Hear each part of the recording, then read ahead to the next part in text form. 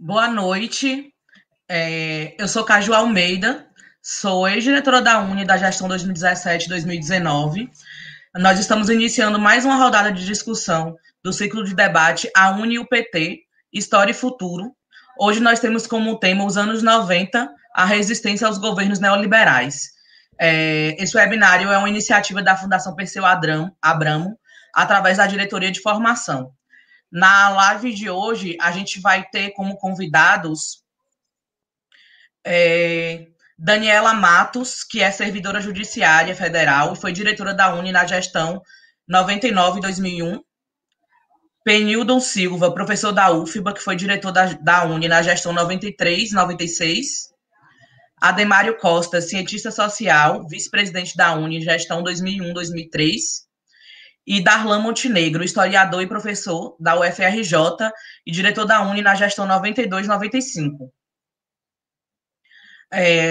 Hoje, cada debatedor terá 12 minutos de tempo para poder falar sobre suas experiências enquanto diretor da Uni e como foi, né, esse período, como foi cada período, as lutas e as conquistas, o que estava posto no seu período. Os inscritos que participam pelo webinário, que acompanham através das nossas redes, da Fundação Perseu, da presidenta Dilma, do Fernando Haddad, pela TVPT, podem encaminhar suas reflexões e questionamentos que, na medida do possível, vamos compartilhar aqui com nossos painelistas. Nós vamos começar com Darlan Montenegro, que foi da gestão do 92-95. Boa noite, Darlan. Boa noite, Caju. Boa noite, Dani. Boa noite, Pena. Boa noite, Ademário. Queria, em primeiro lugar, evidentemente, agradecer o convite da Fundação Perseu Abramo para estar participando desse debate aqui hoje. Eu queria esclarecer uma coisa, não sou professor da UFRJ, eu sou professor da UFRRJ, da Federal Rural do Rio de Janeiro, e queria fazer uma queixa que puseram aí que Ademário foi vice-presidente, eu também fui vice-presidente, eu não colocaram, eu considero isso perseguição política, eu quero deixar registrado logo de saída, eu aposto que foi coisa de Márcio Jardim, mas isso a gente resolve depois, quando acabar a pandemia. Agora, falando sério, bom, eu fiz parte de 2 gestões da Uni. Ô, Dani, valeu, obrigado. Fiz parte de 2 gestões da Uni, a última gestão de 1 ano, que foi de 92 a 93, e a primeira gestão de 2 anos, que foi de 93 a 95. Nessa segunda gestão foi a gestão que eu fui vice-presidente, o presidente era o Fernando Guzmão. A primeira que eu fiz parte, o presidente era o Lindbergh, eu era da executiva, era diretor de políticas educacionais, e foi a gestão do Fora Collor. Eu diria que é uma gestão interessante para a gente começar falando a partir dela, porque ela é marcada não por nenhum mérito específico nosso, mas por conta de uma série de injunções, de uma confluência de fatos, digamos assim, positivos, por uma virada no que diz respeito ao papel da Uni, ao lugar da Uni no cenário político brasileiro.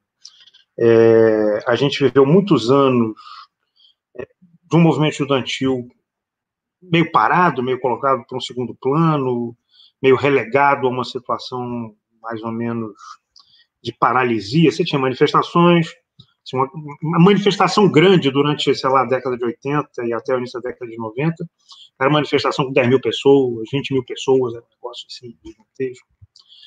As grandes lutas foram principalmente lutas como contra aumento de mensalidade nas universidades privadas e tal. Esse período caracterizado por essa gestão de 92 marca uma virada nessa situação em função do movimento Fora Collor, que é um movimento que é o resultado, com certeza, é o resultado de um investimento da Uni, um investimento da maioria da direção da Uni, que era uma maioria ligada ao PCdoB, é inegável que eles fizeram esse investimento, mas é também fruto de uma confluência de fatores com os quais ninguém contava, ninguém imaginava que a gente fosse viver, naquele momento, um processo de mobilização tão intenso, tão gigantesco, foram as maiores manifestações estudantis da história do país até aquele momento, e as manifestações se equiparavam às maiores manifestações da história do país, que tinham sido das diretas. O último ato do Fora Collor na Praça Charles Miller, ali em São Paulo, em frente ao Pacaembu, foi quase do mesmo tamanho. Lindbergh diz até que foi maior. Enfim, né? Lindbergh gosta de arrastar a brasa para a sardinha dele. Mas foi quase tão grande quanto o ato das diretas na Charles Miller. É um negócio monstruoso, assim, ninguém tinha expectativa de que aquilo pudesse acontecer. É um negócio até engraçado, que muita gente gosta de dizer que o Fora Collor foi um negócio desencadeado pela Globo, porque a Globo foi lá e lançou Os Anos Rebeldes aí, já com o objetivo de derrubar o Collor. Assim, que as pessoas não conseguem explicar por que diabos a Globo, que colocou o Collor, que não tinha nenhum problema com o programa do Collor, gostaria de derrubá-lo. Mas o mais curioso não é isso. O mais curioso é imaginar que alguém, antes daquele momento, pudesse imaginar que iria desencadear uma gigantesca mobilização estudantil. Se você quisesse mobilizar alguém para alguma coisa, não era nos estudantes que você ia apostar, que tinha 10, 15 anos de estudantes botando 1.000 pessoas, 2.000 pessoas na rua. Não passava disso. A não ser em situações de crise, que chegava a 10 mil, aí era um negócio. Agora, manifestações de 200, 300, 400 mil estudantes na rua, como aconteceu em São Paulo, perto de 400 mil estudantes na rua, como aconteceu em São Paulo, ninguém imaginava que isso pudesse acontecer. E nenhum de nós imaginava também. Assim, quando isso é um negócio curioso, agora que eu não sou mais do PT, acho que eu sou o único, inclusive, eu sei que eu sou o único aqui dentre os participantes dessa conversa hoje, que já não sou mais do PT faz alguns anos, eu posso falar essas coisas, se bem que eu falaria de qualquer maneira, mesmo se eu ainda fosse do PT, porque afinal de contas, provocar a corrente adversária é um negócio divertido até quando você já está de barba branca e não tem mais cabelos para ostentar, como eu tinha, uma vasta cabeleira na época do Fora Collor. Mas a gente continua provocando o pessoal das outras correntes. A Ademar está dizendo que eles em controvérsia, não sei exatamente sobre o que. Especifica aí, Ademar, para me dar a chance de responder. Esse negócio de ser o primeiro a falar é uma sacanagem. Boi de piranha total. Mas, enfim. Ah, tá. Sou não, rapaz, sou não. Saí. Fazer o quê? Mas, assim, quando a gente foi formar essa direção, é um negócio muito impressionante, assim, porque essa foi a segunda gestão proporcional da UNE. A terceira gestão proporcional da UNE. A primeira gestão proporcional da UNE foi a última direção com maioria do PT, que o Langoni foi o presidente, foi a gestão eleita em 89, em Brasília, no Congresso, no Gran Circular. Não sei nem se ainda existe esse espaço em Brasília. Dani pode nos dar essa informação aí depois. O Langoni foi eleito, foi a primeira gestão proporcional, o Langoni presidente, Valdemar do PCdoB vice, aí veio a gestão seguinte, o PCdoB conseguiu se tornou maioria no Congresso de Campinas, em 91, Patrícia de Anjos presidente, e o Brederode da articulação era o vice-presidente, mas esse é exatamente o período de ostracismo da UNE. Assim, o pessoal vai dizer, a UNE não serve para nada, não vai dar em nada, vão apostar em outras coisas, executiva de curso e tal. Tanto que chegou na hora de montar a diretoria da gestão de 92, a articulação que ainda era naquele momento, né, a atual CNB, fusão de articulação com democracia radical e mais um pessoal, mas naquela época era articulação só. A articulação ainda era a maior corrente do PT, tinha o direito de indicar o primeiro nome, mas não quis pegar a vice-presidência. A gestão do Lindbergh, a vice-presidência não ficou para o PT, porque existia a avaliação de que, como a UNE não era uma entidade de massas, não era uma entidade com presença pública, fazia mais sentido você pegar a administração interna da entidade, ou que se imaginava que poderia ser uma administração interna, do que tentar ficar em evidência. Negócio de maluco isso, né? Porque, enfim, a articulação não quis pegar a vice-presidência, pegou a secretaria-geral, que foi o Elvio Reck, e a vice-presidência ficou com o MR8, que hoje o PPL faz parte do mesmo partido que o PCdoB, mas naquela época eram partidos diferentes, né? Aí o PCdoB deu a vice para o MR8, para o Mauro Bianco, etc., e eles utilizaram muito bem a vice-presidência naquelas circunstâncias. E aí, quando acontece a explosão do Fora Collor, você tem todo mundo diz assim, pô, como assim o PT não pegou a vice-presidência? Como assim o PT não está na linha de frente desse negócio, pelo menos dividindo a linha de frente, um pedaço da linha de frente com o Lindbergh? Mas a verdade é que uma parcela do PT naquela época achava, já lia, a UNE acabou, já era. Inclusive, teve um vice-presidente da UNE de uma gestão anterior, meu amigo William Alberto Campos, chegou a publicar um artigo, poucos anos antes disso, na primeira página do Caderno B, do Jornal do Brasil, que dizia: a UNE não existe. Isso foi em 88, se não me falha a memória. 4 anos depois, a UNE explode, volta a ser uma entidade de massa. O que para nós todos foi uma surpresa gigantesca, assim, ninguém imaginava isso. Ninguém imaginava que aquilo fosse acontecer naquelas circunstâncias. Mas, evidentemente, a partir do momento que aconteceu, a gente passou a utilizar a presença da UNE.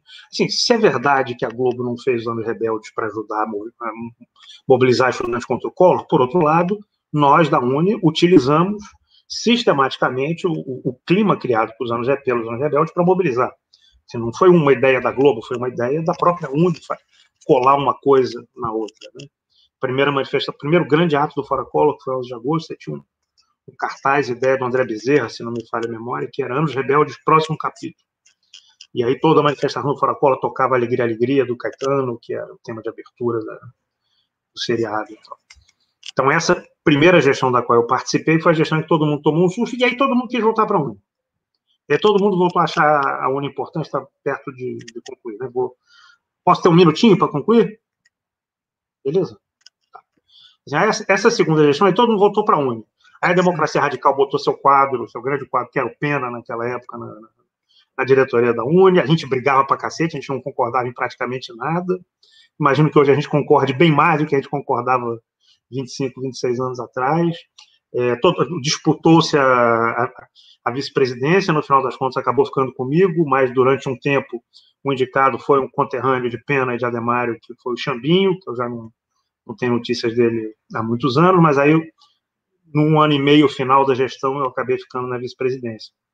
E esse foi um período assim, de muita afirmação da entidade, pegando carona no impulso gerado pelo Fora Collor, por aquelas grandes manifestações. Isso ajudou bastante, porque, num sentido não previsto, assim, que derrotar o Collor para nós não era uma discussão simplesmente sobre corrupção. O Collor significava um projeto selvagem, uma linha selvagem do projeto neoliberal. Algo muito parecido com o que tem acontecido desde o golpe, desde o governo Temer e com o governo Bolsonaro. Assim, Collor ia nessa direção. E o Fora Collor interrompeu essa trajetória.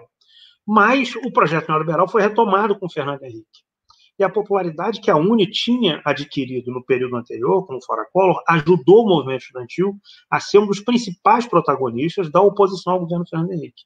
Até porque aconteceu uma situação que durante os primeiros anos da década de 90, o movimento sindical sofreu derrotas importantes, se tornou menos expressivo, entrou numa defensiva forte. Então, durante o governo Fernando Henrique, as primeiras grandes manifestações de rua foram chamadas pela UNE, inclusive. A primeira delas foi no Rio de Janeiro, em frente ao CCBB. Depois vieram várias outras, em movimento de organização do movimento das universidades públicas. Eu peguei ainda na UNE, na vice-presidência, o início do primeiro governo Fernando Henrique. Os primeiros 6 meses do governo Fernando Henrique. E aí depois, evidentemente, o principal protagonista do enfrentamento ao governo foi o MST. Mas o movimento estudantil teve muito presente também durante esse período todo do governo Fernando Henrique. Então, assim, eu diria que eu vivi esse momento da transição de um movimento estudantil total, ou quase completamente no ostracismo, para um movimento estudantil com uma presença forte na conjuntura. E, assim, em grande medida, assim, quem dirigiu esse processo foi o PCdoB, mas nós, eu era petista na época, nós, os petistas, nos engajamos nesse processo em defesa da entidade, reduziu-se, inclusive, o nível de tensão interna na entidade, em nome de cumprir esse papel de enfrentamento ao projeto neoliberal, nos anos que se seguiram ao Fora Collor, principalmente.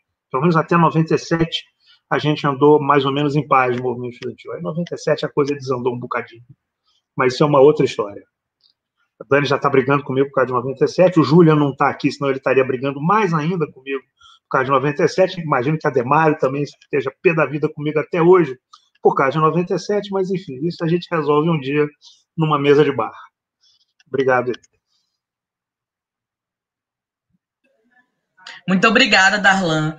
Eu vou ler alguns comentários que tem aqui, inclusive para vocês. Helder dos Santos Versosa está dando parabéns para a Fundação Perseu Abramo pela realização desse importante evento. Sinto orgulho de ter militado no movimento estudantil ao lado dos valorosos companheiros, dentre os quais Pena e Ademário. E Ana Maria Ribeiro, Darlan sempre provocador. William deu entrevista no Globo no início de 1988, aparecendo como presidente sem ser, e meses depois ocupamos Brasília com estudantes na votação da Constituição e nas ruas. E aí, agora eu vou passar para Penildo Silva, que foi da gestão, foi da Uni de 93 a 96.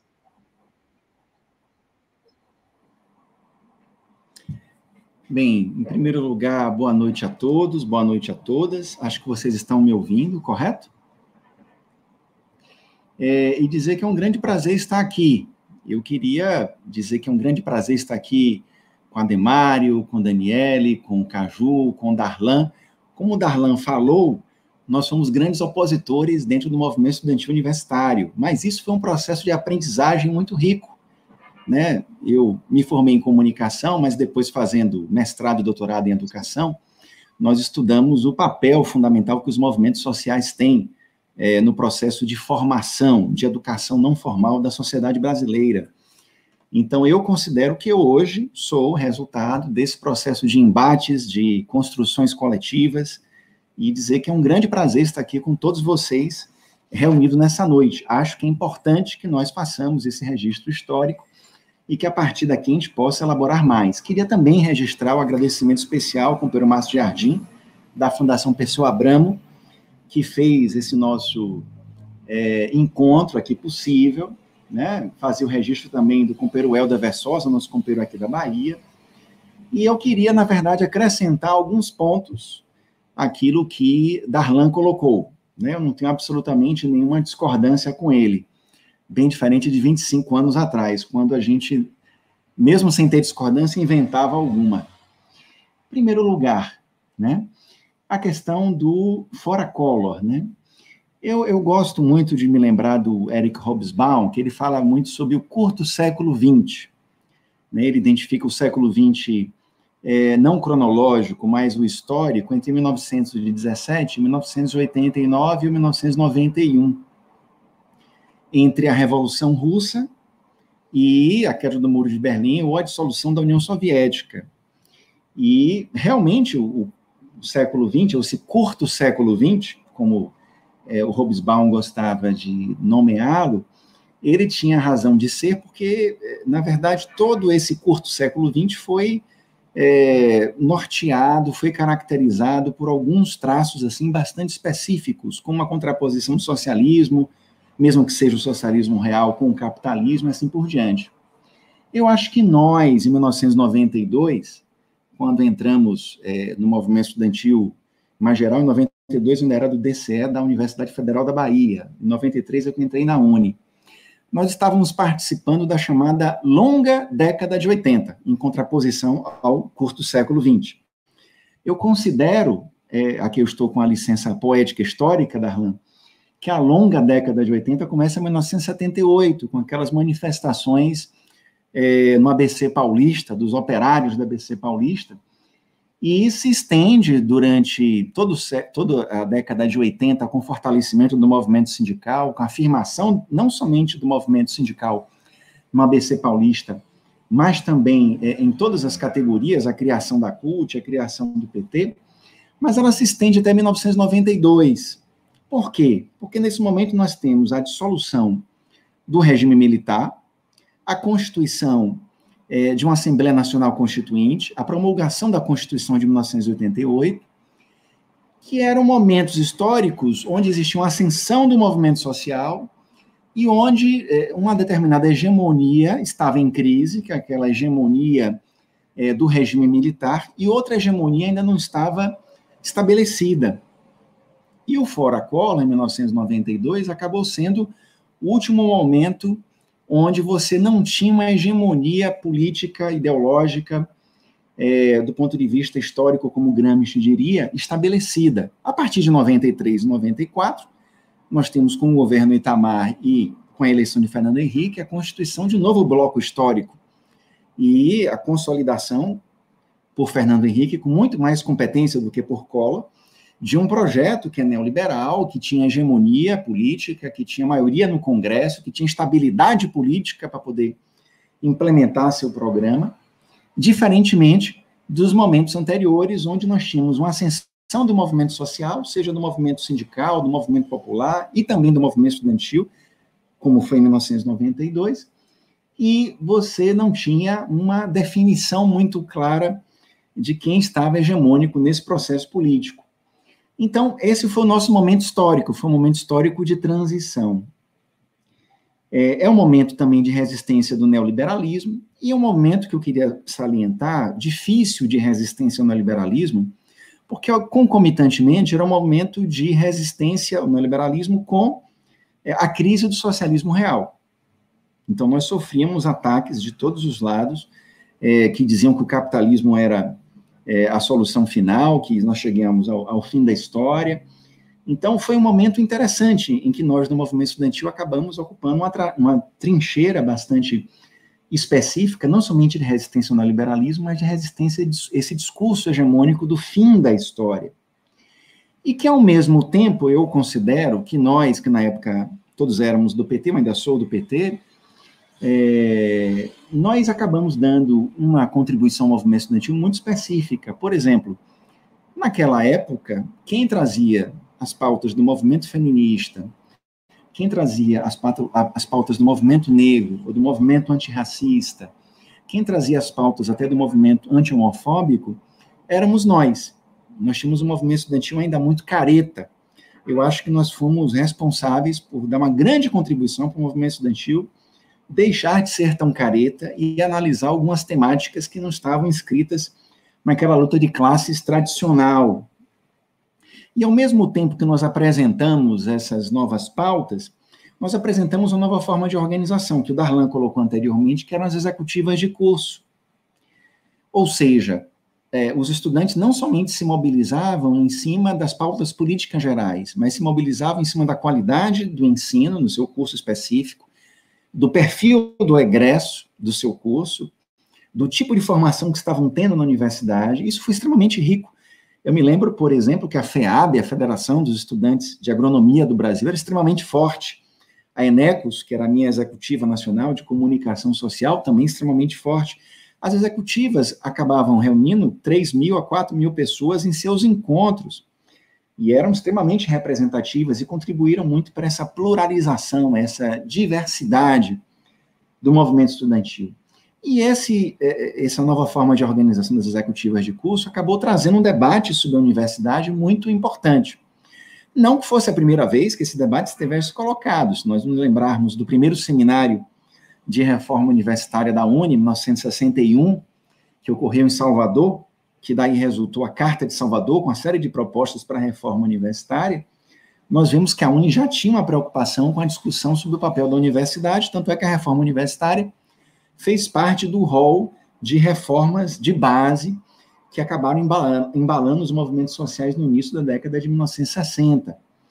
Mas não há como negar que nos anos 90, quem colocou um debate sobre a natureza do ensino, da pesquisa, da extensão, da formação dos estudantes, foram justamente as executivas de curso e foram justamente esse segmento que está aqui representado por esse campo, que está aqui debatendo, etc. Lógico que depois, evidentemente, o pessoal, nossos companheiros, que eu considero companheiros do PCdoB, assimilaram isso muito bem e souberam desenvolver isso muito bem. Outro aspecto que eu acho também importante é que o movimento estudantil deixou de ser um espaço exclusivamente, vamos dizer assim, do cumprimento de uma tarefa histórica, do cumprimento de obrigações pela tarefa revolucionária, um processo, um momento de purgação, um momento de dedicação, de abnegação. O movimento estudantil, eu considero, acabou sendo muito caracterizado como um espaço do prazer, um espaço do desejo, um espaço das subjetividades, que tem a ver com aquela temática que nós estávamos discutindo anteriormente, a temática feminista, a temática antirracista, a temática anti-homofóbica. Eu me lembro que nós levantamos muito a bandeira, por exemplo, da descriminalização das drogas. Isso foi algo que nós levantamos com muita, vamos dizer assim, força, podemos dizer. Então, acho que é um elemento também importante para nós podermos trabalhar nesse período histórico. Acho que também nós, no momento, de crise do socialismo real, de crise daquele paradigma de sociedade socialista do leste europeu, de ofensiva do neoliberalismo, nós, nas universidades, cumprimos um papel muito relevante de contra-hegemonia, de apresentação de uma outra proposta de sociedade que, cá entre nós, acabou contribuindo de forma decisiva para a conformação de um campo de esquerda e de uma outra hegemonia política. Não foi somente o movimento sindical que contribuiu com esse processo de disputa política. O movimento estudantil, eu considero que também contribuiu. Se nós pegarmos, por exemplo, os quadros que estão hoje no PT naquela nossa época, desde Padilha, Rogério Carvalho, que hoje é senador e é líder, Gleide, que é secretária de Finanças, né, Márcio Jardim, que está na Fundação Pessoa Abramo, todos são exemplos de lideranças que estiveram presentes e que deram a contribuição e que a permanência deles no movimento político demonstra que esse período foi um período extremamente profícuo. Por fim, eu considero que nós, aí como nós estamos num debate da Fundação Pessoa Abramo, né, que é uma fundação do PT, eu acho que nós tivemos um problema nesse período.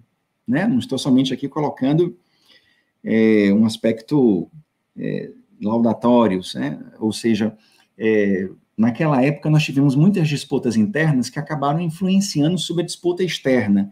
Nós perdíamos muito tempo num debate internista, né, do PT, e ao mesmo tempo o PCdoB ficou muito hábil em fazer uma disputa, vamos dizer assim, com o conjunto do movimento estudantil e até nos congressos da UNE, com o conjunto de delegados independentes, e de forma muito mais competente do que nós. Nós demorávamos muito tempo nas plenárias internas, primeiro da tese, depois do PT, depois da tendência, depois do grupo dentro da tendência, enquanto que o PCdoB estava sempre tocando violão, discutindo com as pessoas, criando amizades, namorando. Então, acho que nós não tivemos hegemonia nesse momento. Acho que também, não somente pelo que Darlan falou, né? O PCdoB investiu muito, mas também porque nós investimos pouco, mas nós também não soubemos como conversar internamente. Acho que isso também nos deixa uma lição, para nós sabermos conversar mais, sabermos ser menos intolerantes, sermos mais agregadores, né? Então, essas são as observações que eu gostaria de fazer, e reiterando, é um grande prazer estar aqui com vocês. Eu acho que a Fundação Pessoa Abramo cumpre um grande papel agora de estar fazendo esse debate conosco. Muito obrigado, Caju. Muito obrigado, Penildo. É muito bom ouvir, né, quem veio antes da gente, inclusive para poder a gente ir percebendo como o período de vocês, a época de vocês na Uni influencia, acho que influenciou tanto a minha gestão quanto a gestão que está agora, nesses últimos períodos. Acho que já tem um bom tempo, inclusive, que dentro da Uni, as diretorias do PT, nós sempre damos muito prioridades para as pastas LGBTs, negros e negros, de mulheres.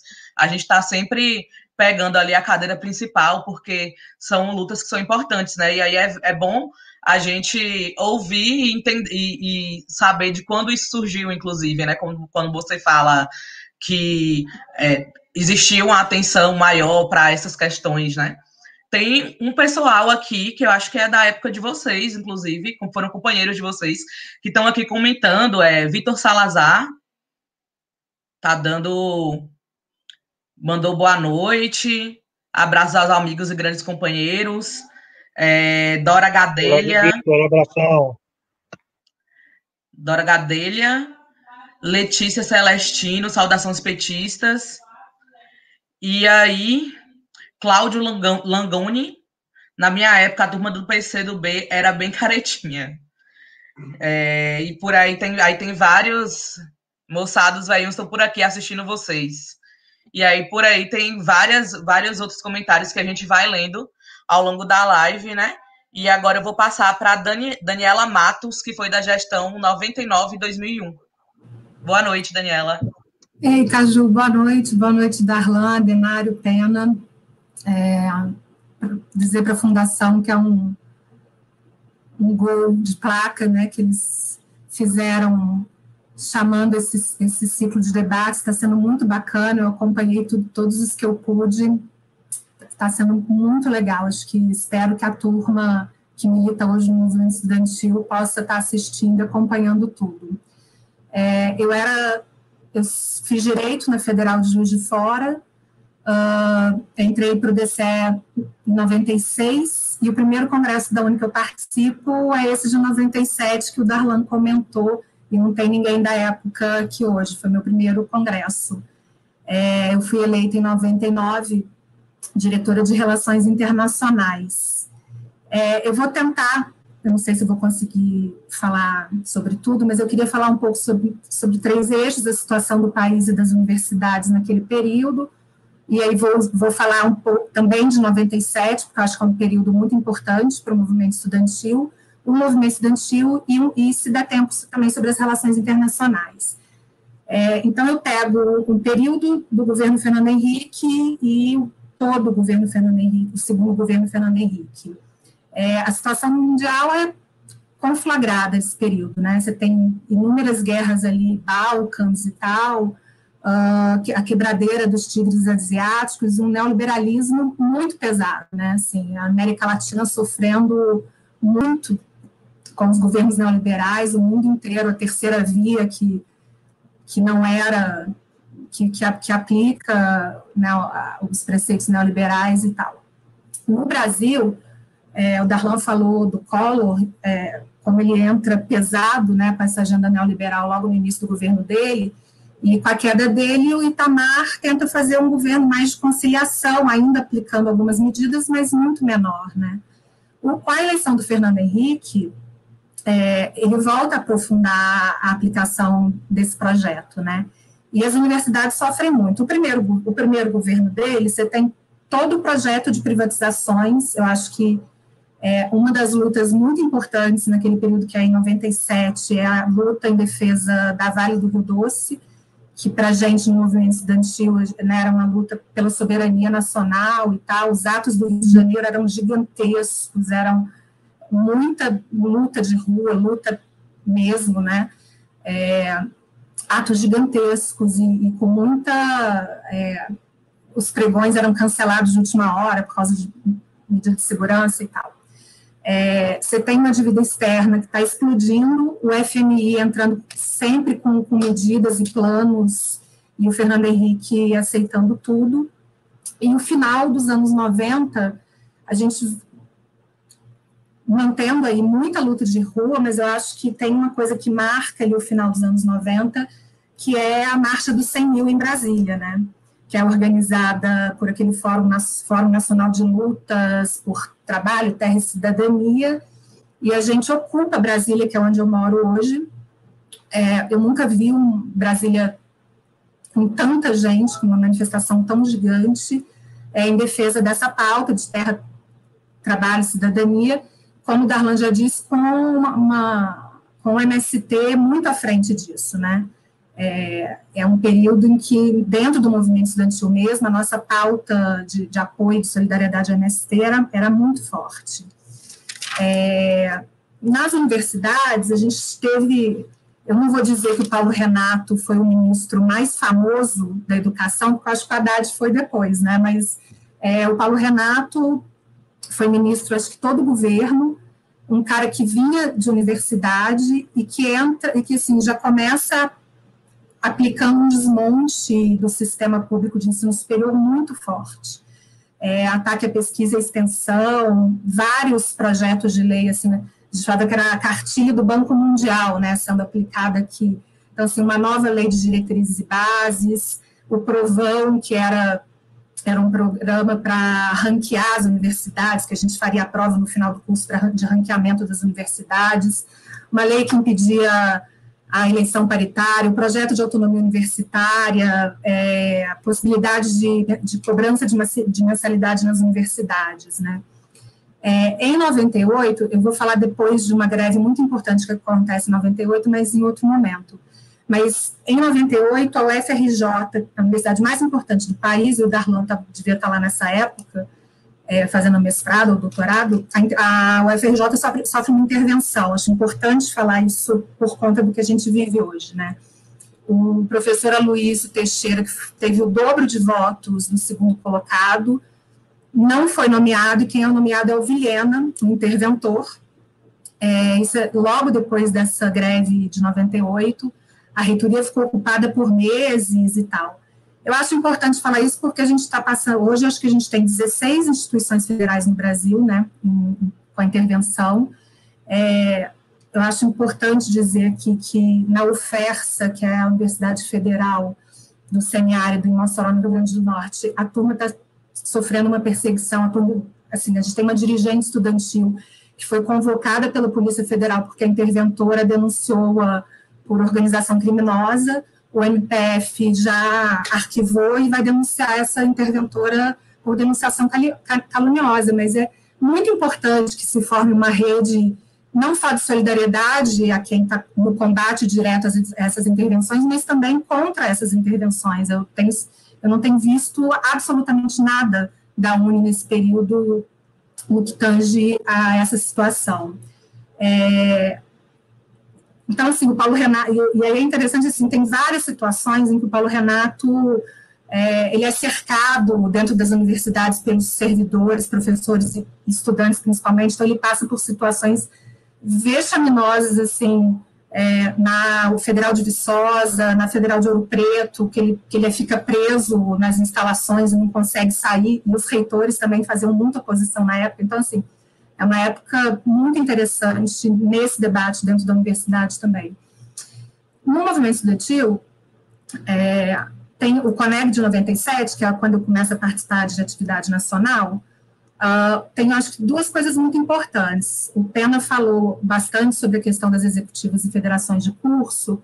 É nesse CONEG que a gente vota uma resolução que aprova que as executivas e federações teriam voto nos CONEGs. Isso é uma grande vitória da oposição, porque a gente, principalmente a esquerda do PT e também o PSTU, a gente tinha muito peso nesses espaços. E é votado também, para vergonha nossa do PT, porque o PCdoB ganha essa votação, é nesse CONEG, pelo que eu me lembro, que é votada a cota para mulheres, que naquele momento foi de 20%. Então, vem o Congresso de 97, a gente tem uma tese da esquerda do PT, aí eu vou falar de onde eu me coloco, e no processo de votação do Congresso, o PCdoB apresenta uma proposta a gente chamava de filtro, que era começar a fazer congressos estaduais e daí sairiam os delegados nacionais. Isso não foi debatido, isso não foi apresentado para as correntes políticas, isso cria uma crise no Congresso, a gente paralisa o Congresso, a oposição inteira sai de dentro do Mineirinho, e ali tinha a tese da esquerda do PT, tinha a turma da Unidade na Luta, que hoje é a CNB, o PSTU, o Trabalho, sai todo mundo do Congresso nesse momento. Só que eles vão voltando à medida que o PCdoB vai apresentando algumas propostas para minorar esse filtro. A gente, numa plenária da esquerda do PT, a DS do Darlan derrota a nossa posição da articulação esquerda e a gente não participa da plenária final, a gente não lança chapa nessa plenária final do Congresso.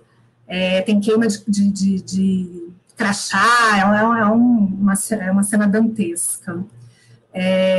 E aí, com a gente fora da executiva, a esquerda do PT, fora da UNE, vem uma greve das universidades federais. A gente teve greve em 98, 2000 e 2001, que foi muito forte também, que aí o Ademar vai falar. Essa greve de 98, a gente constitui um Comando Nacional de Greve e Mobilização, junto com o ANDES e com a FASUBRA, a oposição, então, se o PCdoB não entra, boicota essa greve, boicota esse comando. Os delegados estudantis são eleitos nas assembleias das suas universidades e são mandados para o Comando Nacional de Greve aqui em Brasília, sempre com muito apoio financeiro e logístico, ou das associações docentes, dos sindicatos trabalhadores, e muito forte também do ANDES e da FASUBRA. Então, a gente constrói um processo que era por dentro da UNE, porque a gente não tinha saído da UNE, mas de enfrentamento com a direção da UNE muito forte, porque nesse período a esquerda do PT e o PSTU dirigiam grande parte dos DCEs das universidades federais pelo país. Por conta disso, a gente consegue negociar um CONEB, que não acontecia há 8 anos, tinha 8 anos que o PCdoB não convocava um CONEB da UNE, a gente consegue fazer um CONEB em novembro de 98 em Viçosa. Ali a gente já derrota o PCdoB, assim, a gente consegue aprovar uma melhorazinha nesse filtro, mas já negociando para acabar com ele ali na frente. E aí, no CONEG de 99, pré-congresso, a gente acaba com filtro e também com delegado nato, porque os congressos da Uni ainda tinham delegados que eram natos, assim, você era do DA e você era do CA, você já era delegado, você não tinha que passar por assembleia de curso nem nada. A gente chega no congresso de 99 com uma chapa, a gente chamava Rompendo Amarras, era uma chapa da esquerda do PT e do PSTU, que tinha nascido desse processo das greves. No PT, a gente tem na executiva, nessa gestão, o Adriano Oliveira, que era vice-presidente, o Anderson Pires, da unidade, o Adriano da articulação de esquerda, o Anderson Pires, da Paraíba, diretor de comunicações da unidade na luta, a Paula Mangolin, da Força, que era da USP, e eu fui eleita diretora de Relações Internacionais. É interessante porque a avaliação, assim, você pode pegar a avaliação da gente daquela época, a Uni burocratizada, a Uni que concilia, a Uni que, na época, conciliava com outros atores políticos, né, da frente ampla, mas hoje, assim, tem coisas que são muito parecidas. Tinha a defesa da eleição direta, da direção colegiada, um debate muito pesado sobre o financiamento da entidade, então isso o Ademário pode falar com muito mais propriedade que eu. A gente defendia a contribuição voluntária, que a meia entrada tinha que ser para a juventude, não tinha que ser só para estudante, que os DCEs tinham que ser bancados pela contribuição do estudante que quer contribuir com a sua entidade, e acabar com aquele balcão de carteirinhas, que na época a Uni existia financeiramente por conta da venda de carteiras de estudante, né? Eu acho que nesse período, e mais depois, no período do Ademário, a UJS começa um processo interessante de organizar setores que não militavam tradicionalmente no movimento estudantil. Então, você tem a primeira e a segunda Bienal da UNE nessa minha época, a construção dos CUCAs, que eram Centros Universitários de Cultura pelas universidades, encontros de jovens cientistas, isso eles vão fazendo e a gente não tocava isso. 2001, você tem o Fórum Social Mundial, que foi uma experiência fantástica para a juventude do PT e para a UNE. A gente faz uma carta, a gente teve um acampamento de juventude, uma carta internacional da juventude do Fórum, escrita pelos dirigentes das dependências, a maioria era dirigente universitário. E o fim da gestão, a gente já vai preparando o fim desse bloco Rompendo Amarras e começando a fazer um debate mais sério sobre a unidade petista. Eu vou parar aqui, não deu tempo de falar das relações internacionais. Depois você volta aí para poder falar um pouquinho das relações internacionais. Muito obrigada, Daniela. A gente continua com muitas pessoas aqui falando, né? A Ana Maria está falando que, referente à fala de Daniela, né? Nessa época eu estava como servidora da UFRJ e acompanhei pelo Fórum em Defesa da Escola Pública na luta da LDB, dos movimentos Ataque com a Lista Tríplice e Decreto, o interventor da UFRJ, muita luta. Márcio falou, né, ganhamos o CONEB de Viçosa e o PCdoB dissolveu o conselho. Deixa eu subir aqui. O Vitor, ele falou sobre a questão das executivas de cursos. As executivas de cursos aprofundaram a formulação de políticas setoriais com enfrentamento com as desigualdades sociais e na formação de profissionais com atuação orgânica com os movimentos sociais. E aí agora a gente vai ouvir Ademário, que foi da gestão 2001-2003 da UNE. Boa noite, Ademário. Boa noite. Tá bom o som, gente? Dá para ouvir direitinho? Agradecer aqui, Caju, por esse momento aí, você que está fazendo essa mediação, agradecer os companheiros e companheiras que estão na Fundação Perseu Abramo, falar aqui do Júlia, do Márcio Jardim, minha companheira Ellen aqui da Bahia, que também está aí na diretoria da Fundação. É muito bom poder rever aqui meus amigos queridos, a Daniela Matos, Penildon, Darlan Montenegro. O Penildon é aqui da Bahia, mas eu não vejo o Pena há um tempo já, né? Porque a gente não se vê, estamos em isolamento social.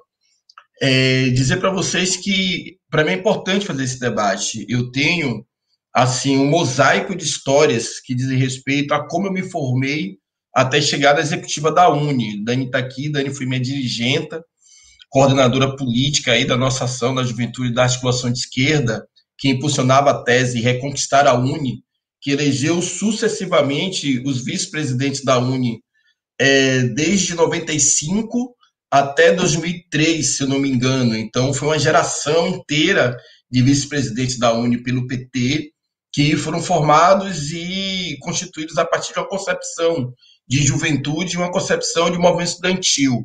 Eu tenho lembranças muito interessantes. Primeiro, eu participei ali do Congresso da UNE de 95, era calouro na universidade, e eu lembro do Darlan, a gente saindo do Congresso, e o Darlan dizendo que definitivamente a ADS, a juventude da ADS não dependia ou não passava pelo movimento estudantil necessariamente a centralidade da atuação da juventude da democracia socialista. O Darlan foi vice-presidente, na época militava na ADS aqui no PT. Eu acho que isso tem a ver também com a concepção de juventude e uma concepção de movimento estudantil.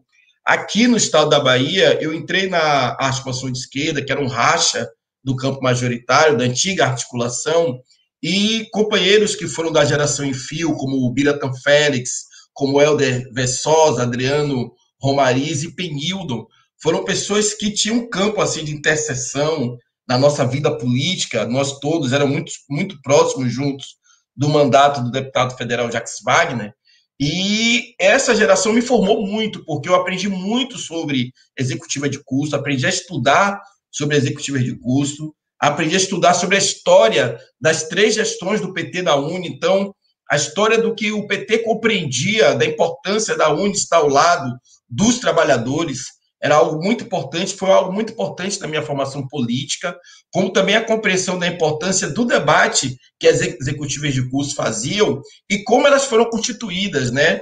A partir das diversas secretarias que a UNE tinha e como a nossa turma passou a constituir a DENEM, a FEAB, a ENESO, a ENECOS e outras executivas tantas muito importantes na constituição do movimento de área. Então, quando eu fui para a gestão, para a diretoria da UNE, eu fui com essa compreensão e, ao mesmo tempo, fui para essa compreensão também com outro dado que eu acho que é fundamental, que era a concepção que a articulação de esquerda tinha sobre juventude, que compreendia a juventude não apenas como espaço de militância, aonde existia uma formação política para o futuro da direção partidária, do movimento do parlamento, mas compreendia também a juventude como um espaço próprio de militância e de organização política, com suas próprias contradições, com seu próprio universo político e, portanto, com suas próprias necessidades de organização.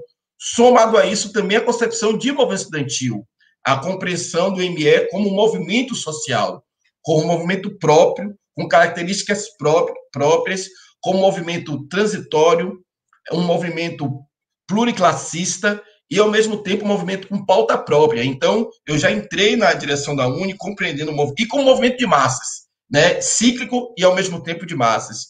Eu lembro que eu fui dirigente secundarista de Grêmio Estudantil e vivi na Escola Técnica Federal da Bahia, já em uma atuação muito próxima com sindicatos, grandes greves estudantis e grandes passeatas e mobilizações. Quando eu entrei na universidade, eu achava que eu nunca mais veria aquilo. Então, eu entrei meio triste na universidade, já achando que não seria possível voltar a ver aquela massa de estudantes na rua novamente, porque sempre que eu fazia passeatas, a turma secundarista sempre era muito maior do que a turma universitária. 1992 foi a primeira vez que eu falei no microfone, né?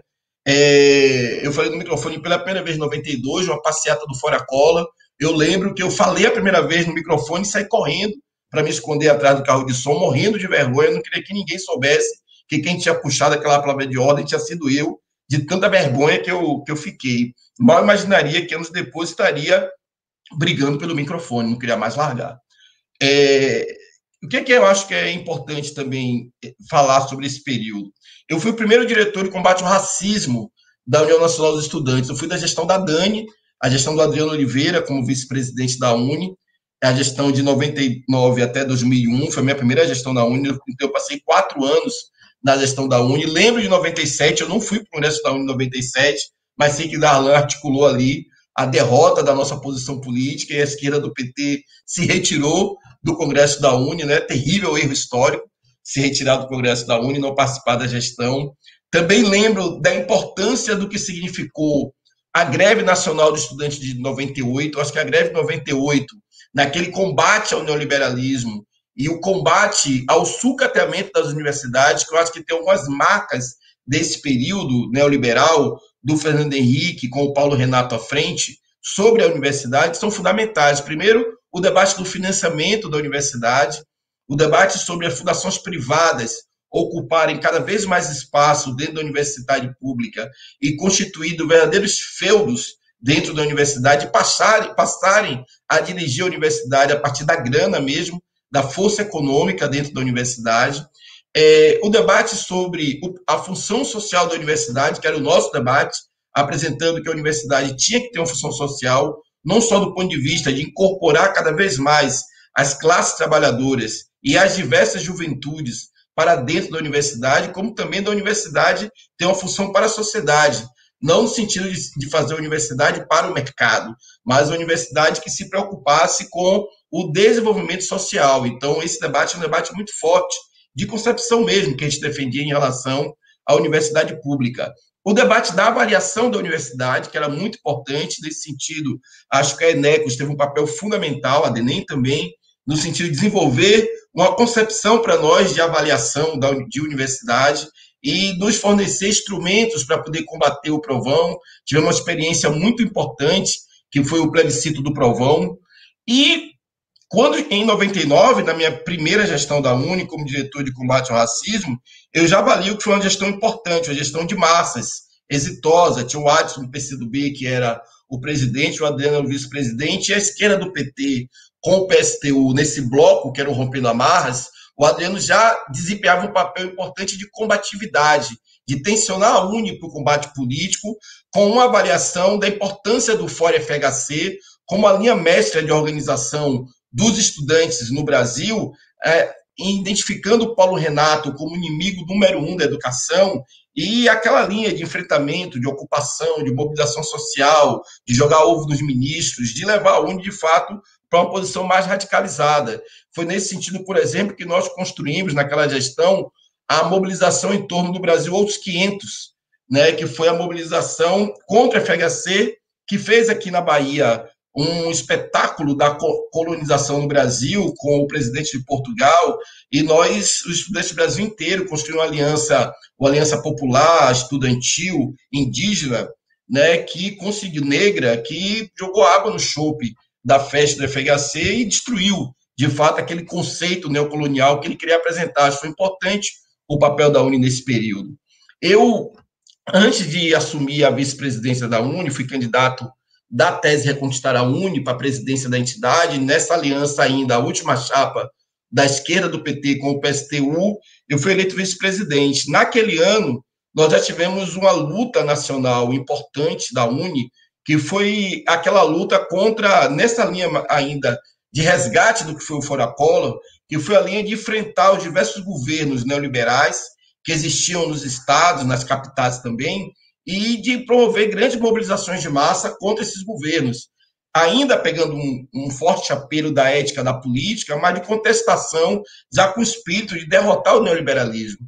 Então, nós tivemos passeatas no Brasil inteiro, e aqui na Bahia, naquele período de maio, foi o período em que nós enfrentamos o ACM, que tinha fraudado o painel do Senado, e para conseguir ter acesso à votação dos senadores, e nós instituímos um calendário de lutas que ninguém imaginava, que nós começamos com 1.500 estudantes e terminamos mobilizando a estudantada da cidade com manifestações de 15 mil, 30 mil, 40 mil estudantes durante todo o mês de maio, que fez o ACM renunciar e sair do Senado. Então, foi uma vitória muito grande da estudantada aqui naquele processo de lutas, né? Aqui virou um centro político de mobilização. Quando eu entro na vice-presidência, depois daquele congresso de Goiânia, a gente tinha muito forte essa marca da privatização da universidade pública e do combate à privatização da universidade.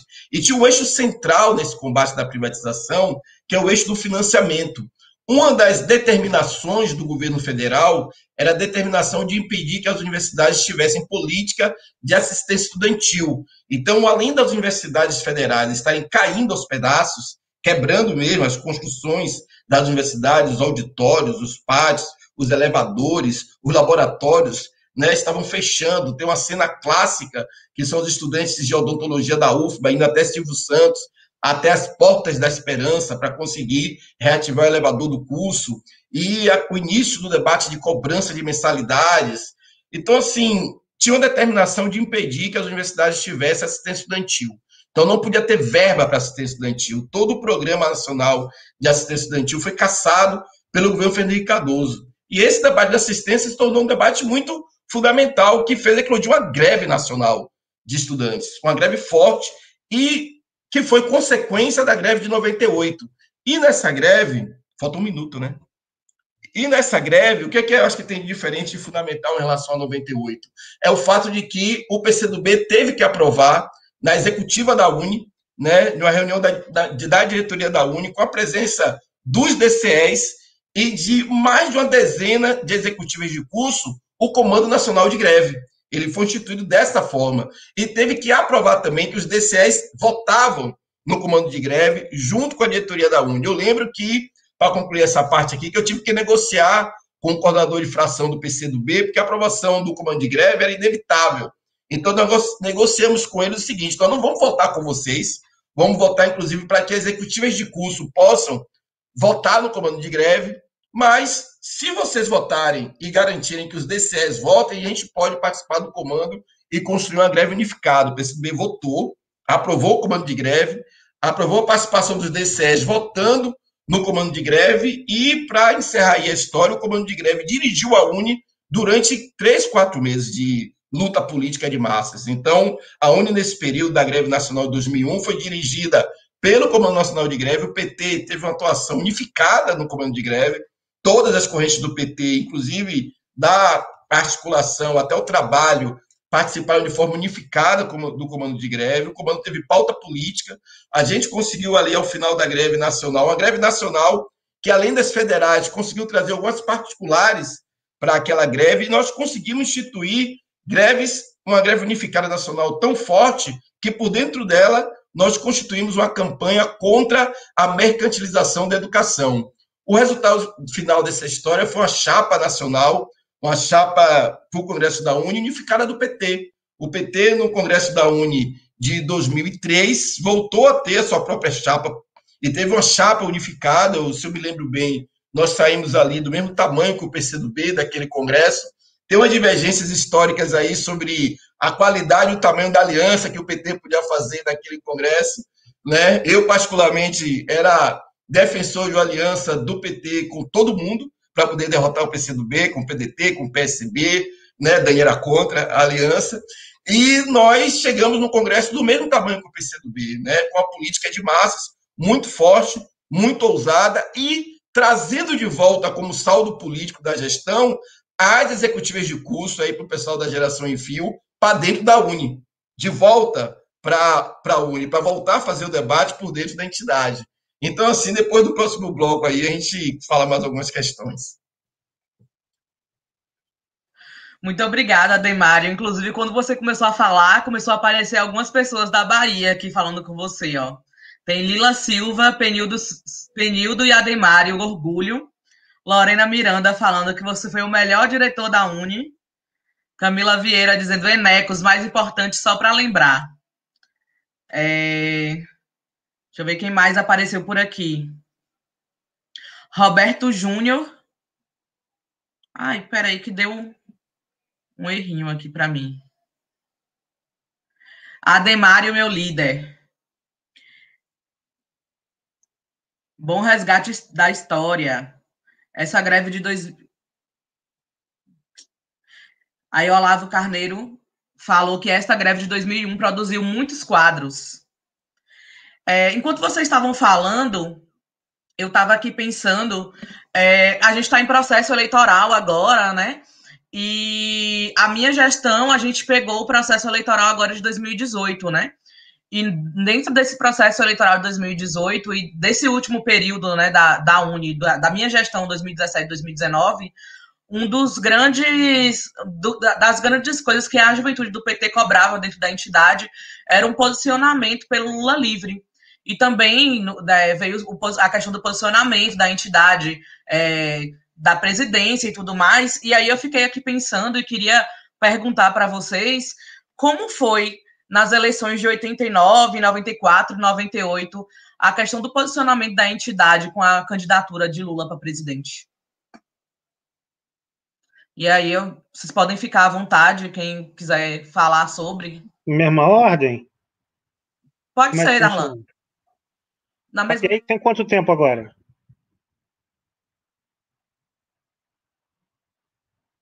Hein? Na ordem. Tá, vamos lá. Aí você me avisa quando tiver que parar, tá? Certo. Tá. Bom, primeiro responder a pergunta, depois entrar na polêmica com a Ademário, para não perder o costume. 94, exatamente a época, eu era vice-presidente da UNE nessa época. A UNE não se posicionou no... Não, mentira, a UNE se posicionou assim. A gente fez um plebiscito, a gente fez uma consulta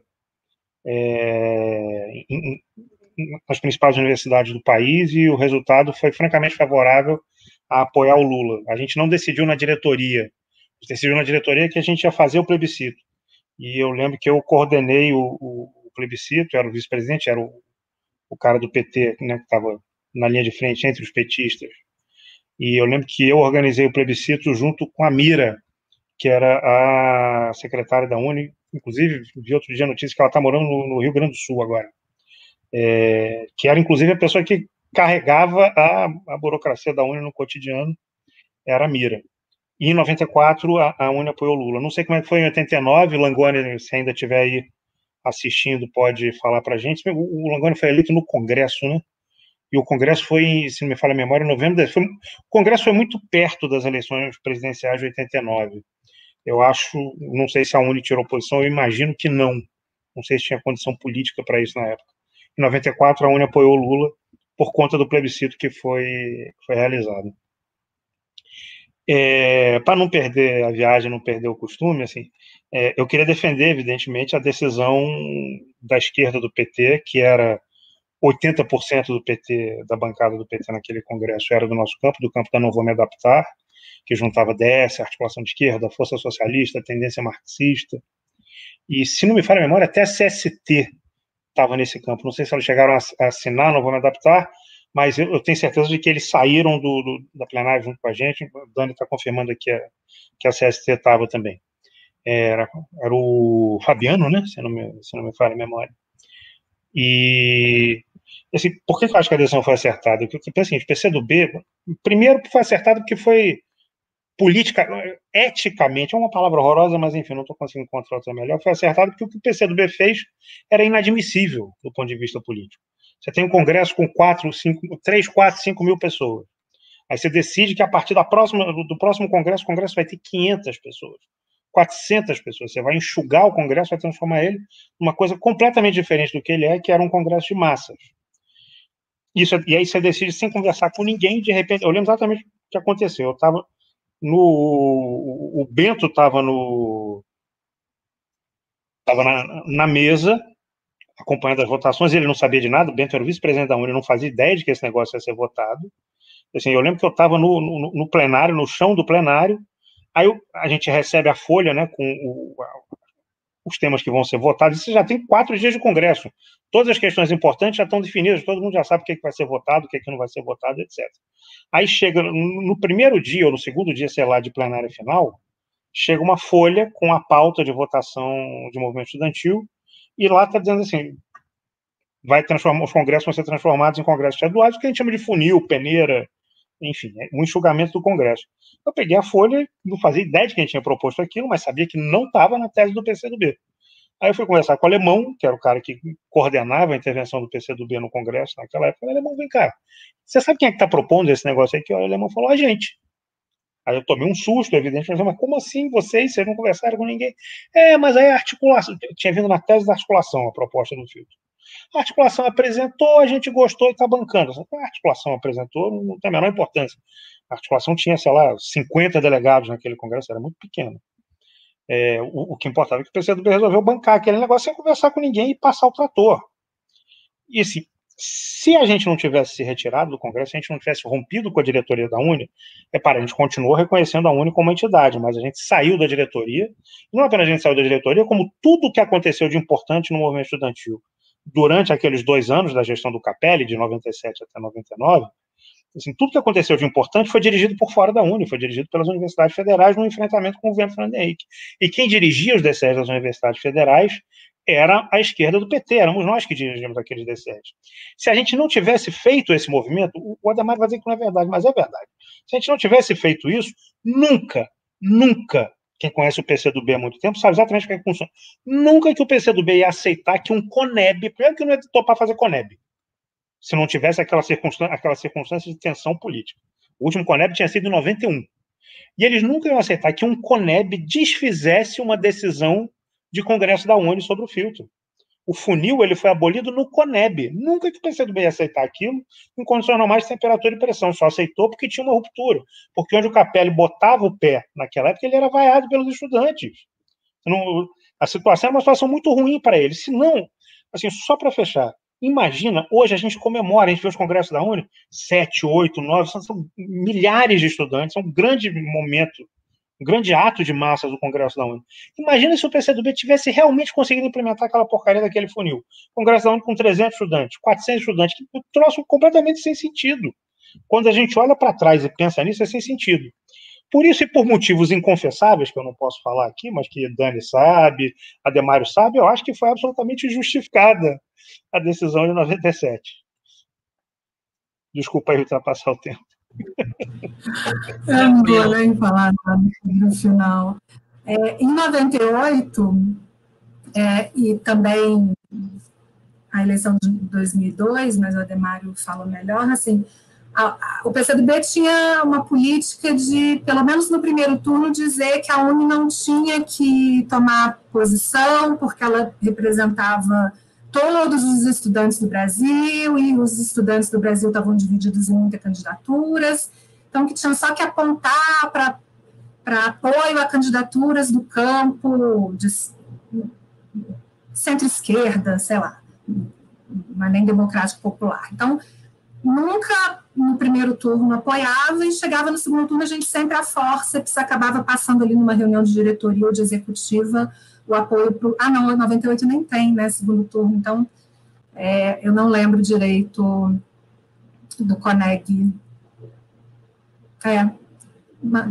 Esqueci, gente, mas, enfim, o PCdoB nunca topava já apoiar o Lula no primeiro turno.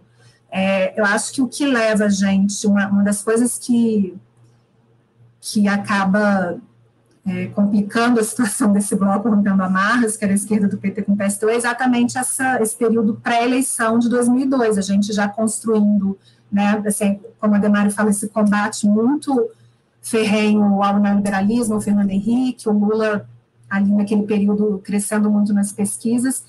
E, assim, a gente, na esquerda do PT, sempre defendia que a UNE tinha que apoiar o Lula, que tinha que ser uma candidatura do campo democrático popular, com o Lula na cabeça. O PSTU defendia o governo dos trabalhadores, eles até tinham uma consigna de Lula presidente com vice do MST, mas o PCdoB nunca topava. E eu não vou mais falar de 98, porque eu não vou ficar com raiva do Darlan de novo. Obrigada, Dani. Acho que o período conseguiu voltar, né? Conseguiu. E conseguir voltar. Somente algumas questões que eu gostaria de acrescentar ao que o pessoal está conversando. Realmente, como o Darlan falou, em 94 nós fizemos um plebiscito, foi uma mobilização muito bonita nas universidades, um plebiscito para a eleição presidencial, e Lula ganhou com uma margem extremamente significativa, com a participação bastante expressiva. Em 89, nós decidimos no segundo turno, a UNE decidiu no segundo turno apoiar Lula. No primeiro turno não era ainda possível, não havia ainda condições políticas, mas em 89 ainda era possível, em 89 do segundo turno já foi possível, né, nós pensarmos nesse sentido. Eu me lembro que nós tínhamos uma polarização muito grande com o PSTU, porque o PSTU era logo a favor de nós, naquele momento, né, o PSTU era dessa maneira, né, apoiarmos de imediato a candidatura de Lula. E nós achávamos que não, que deveria haver um debate com os estudantes, um debate com a universidade, que a partir do debate nós deveríamos fazer um processo de consulta. Daí surgiu a ideia do plebiscito, que deu muito certo. Eu acho que é um caminho bastante promissor, né? Agora eu queria colocar algumas considerações sobre o que todo mundo falou aqui, não especificamente sobre um ano, sobre o outro, né? Primeiro, sempre teve pairando sobre todos nós a ideia, o movimento estudantil chegou ao fim. A década de 90 demonstrou que o movimento estudantil não chegou ao fim. O movimento estudantil teve vitalidade em 92, no Fora Collor, teve vitalidade em movimentos posteriores, no combate ao neoliberalismo, teve vitalidade em movimentos regionais, como que a Adhemário identificou, que contribuiu fundamentalmente para a renúncia de ACM em 2001, né? Então, o movimento estudantil, ele continua atuante. Agora, ele, para a gente poder analisá-lo de forma adequada, nós não podemos enquadrá-lo da mesma maneira que era na época da ditadura militar, porque depois do processo de democratização do Brasil, nós passamos a ter vários outros atores sociais. Nós passamos a ter a Central Única dos Trabalhadores, a OAB também era muito forte, a ABI também tinha uma presença bastante forte, você passou a ter um movimento feminista, você passou a ter um movimento negro mais forte, você passou a ter um movimento ecológico, então você passou a ter uma sociedade civil mais plural, mais complexa, e o movimento estudantil deixou de ser aquilo que na época da ditadura militar ele era o canal de expressão das classes médias, que naquela época se colocavam contra a ditadura militar. Então, as classes médias e as classes trabalhadoras passaram a ter vários outros canais de expressão. Então, é natural que o movimento estudantil não tivesse o mesmo vigor que em 1968. Também era muito natural que ele fosse um movimento muito cíclico, ou seja, que ele não estivesse o tempo todo na rua. Ele tinha alguns momentos em que ele estava na rua, em outros momentos ele não estava. Isso era muito natural, era muito normal. E acho que isso nós temos que assimilar como uma característica nova do movimento estudantil. E eu considero que o movimento estudantil abriu espaço para a discussão e para o fortalecimento do movimento de juventude de forma mais geral. Eu acho que hoje, inclusive, ele acaba deixando alguns filhos, acaba deixando alguns descendentes em vários movimentos culturais, em vários movimentos de juventude que estão nos bairros populares, até também porque o movimento estudantil representa hoje um contingente de estudantes bem mais amplo, devido até à expansão das universidades públicas, as universidades privadas durante os governos Lula. Então, nós temos hoje um perfil de estudante bem diferenciado. Por exemplo, em 1990, nós tínhamos um perfil de estudante nas universidades que era majoritariamente branco de classe média alta. Hoje, a maior parte dos estudantes das universidades é negro, e 70% dos estudantes das universidades federais são de famílias que têm até um salário mínimo e meio per capita de renda. Então, o caráter de classe, né, o perfil de classe do movimento estudantil hoje também mudou. O que é que eu quero dizer com isso? O movimento estudantil ele passa por transições, por mudanças permanentes, mas ele não deixa de existir. Ele se reinventa, ele se caracteriza de acordo com o momento histórico que ele está vivendo. Então, acho que é algo importante que nós temos que resgatar, né, para a gente não ficar naquela dicotomia que vocês não colocaram aqui, mas que fora daqui a gente ouve, o movimento estudantil morreu, não morreu. Na verdade, o movimento estudantil se reinventou, se refez e se refaz o tempo todo a partir da mudança da sua base social. É isso. Obrigada, Penildo. Adhemário, quer falar sobre isso? 2002 foi um momento muito interessante nesse debate eleitoral, porque o PCdoB teve a oposição, naquele momento, muito recuada, né? O PT já vinha de uma gestão de muita mobilização, de muita luta de massas. A greve de 2001 foi uma greve que nós dirigimos a UNE naquele período, através do Comando Nacional de Greve e Mobilização dos Estudantes, naquela aliança com o Andes e com a FASUBRA, e aquilo nos deu uma potência, uma legitimidade para dar continuidade a novas lutas políticas, que nós continuamos a mobilizar no país inteiro com ações nacionais. Quando a candidatura de Lula se recolocou em 2002, no movimento estudantil, nós apresentamos ela como uma candidatura de luta política. Então, para a base social de massa que o PT dirigia a partir da UNE, nós apresentamos a candidatura com a pauta política, que era a nossa pauta política. Então, tinha sentido para a militância do movimento estudantil e tinha sentido para amplas bases do movimento estudantil apoiar Lula presidente. Nós apresentamos a proposta do plebiscito no primeiro turno. O PCdoB não quis fazer o plebiscito, fazia contra a nossa gestão, contra a nossa política, a acusação de que nós queríamos transformar a UNE em uma federação de juventudes socialistas. Na verdade, o PCdoB tinha feito uma chapa daquele congresso de 2001, que tinha até o PSDB na chapa do PCdoB, então aquilo já colocava o PCdoB em uma posição de fragilidade política muito forte, e nós entramos com o debate na base do movimento estudantil e na base das universidades de que a UNE deveria fazer o plebiscito sobre a necessidade do apoio a Lula, ou apoio ao candidato que a UNE que ganhasse no plebiscito. A gente dizia isso, não tem problema fazer o plebiscito, o candidato que ganhar, todos nós, né, vamos apoiar. A gente sabia que, obviamente, o nosso candidato era o candidato que seria aprovado no plebiscito da UNE. O PCdoB não quis fazer o plebiscito.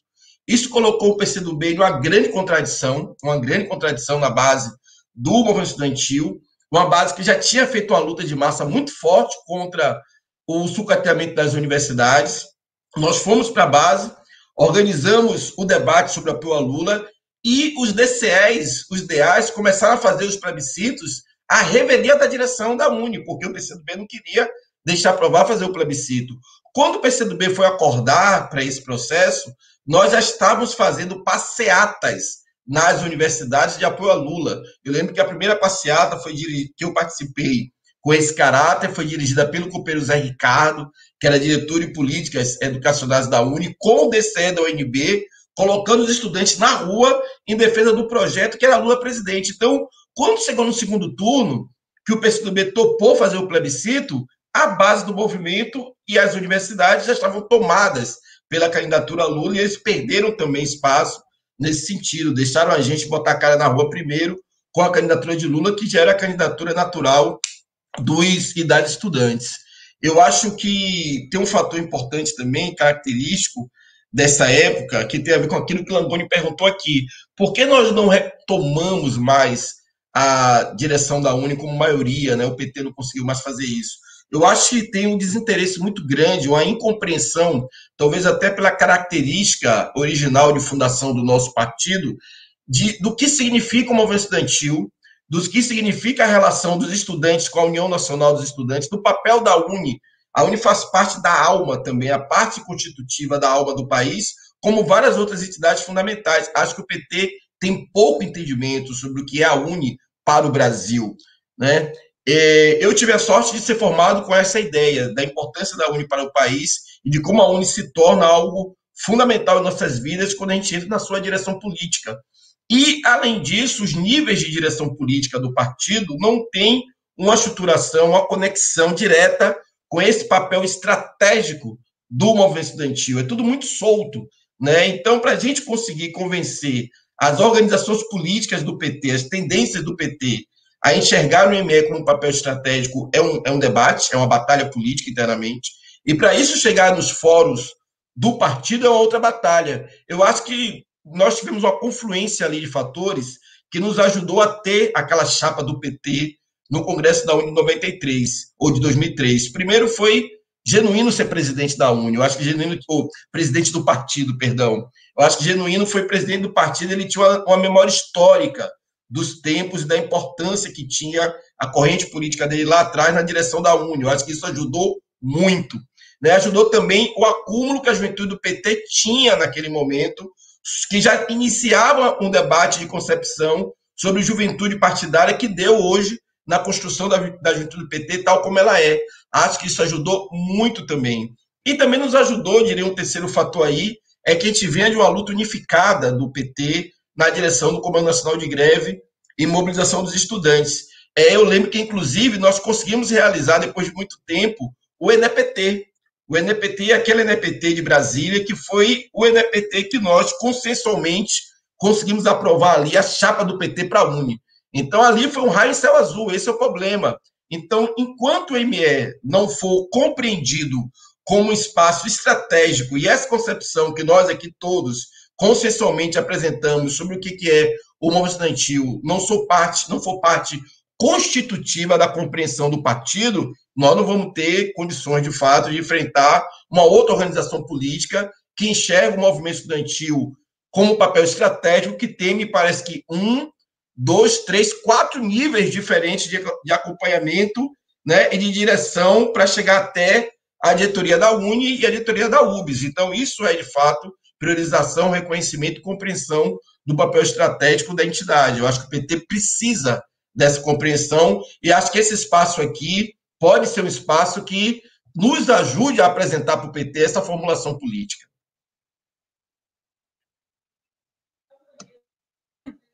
Com certeza.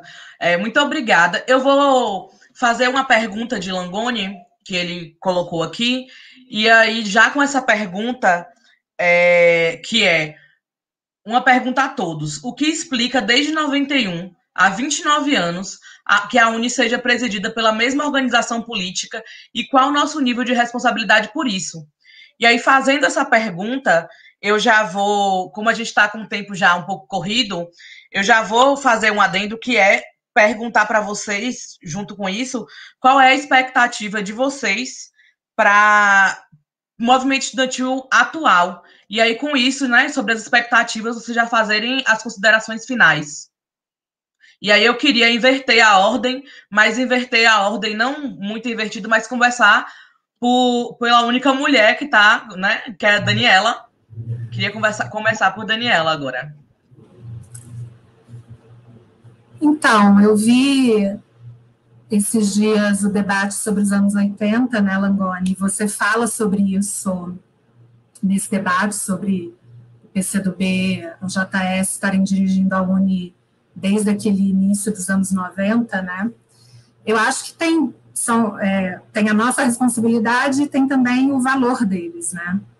Eu acho que, como pegar esse final da fala do Ademar, eu não tenho dúvida de que o partido, enquanto dirigente, né, nunca topou para valer discutir com a gente, na época, e com a juventude atualmente, seriamente, a tomada da Uni, a não ser, acho que o Janino, sem dúvida alguma, teve um papel fundamental naquela unidade, mas nunca toparam para valer, né? Tem sempre gente que diz até que é aquela coisa assim, que tem gente no PT que acha, deixa isso com o PCdoB porque o resto é nosso, né? Que teria um acordinho assim que não aquietasse, mas eu não acho que passe por aí. Mas tem que reconhecer o valor de um partido que aposta para valer em construir quadro e em dirigir aquela entidade. A gente fala mal, fala do burocratismo, fala da conciliação, fala que não faz luta e tal, mas óbvio que eles têm um monte de acerto na política, né?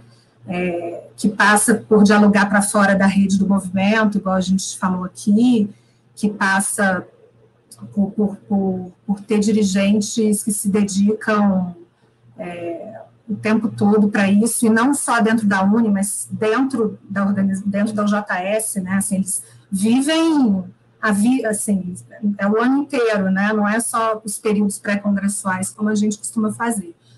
Acho que o PT, a partir do momento que começa cada vez mais a discutir dentro das suas tendências, e aí eu não acho, o Pena até falou que a gente perdia mais tempo, né, nas reuniões de tendência, depois na reunião da chapa, depois na reunião da esquerda do PT, depois na reunião do PT inteiro, então assim, a gente gastava metade do Congresso nessas reuniões internas, mas eu acho que não é só isso, porque em vários momentos, por que a gente não consegue consolidar uma chapa do PT? Porque tem sempre alguns acordos, o PCdoB consegue sempre negociar e realizar acordos com algumas correntes políticas, com base na política, mas também com base, vamos combinar, né, gente, com base em cargos e coisa e tal, assim. Então, eu tenho para mim que, assim, eu tive no congresso do ano passado, o meu último congresso foi em 2005, em Goiânia,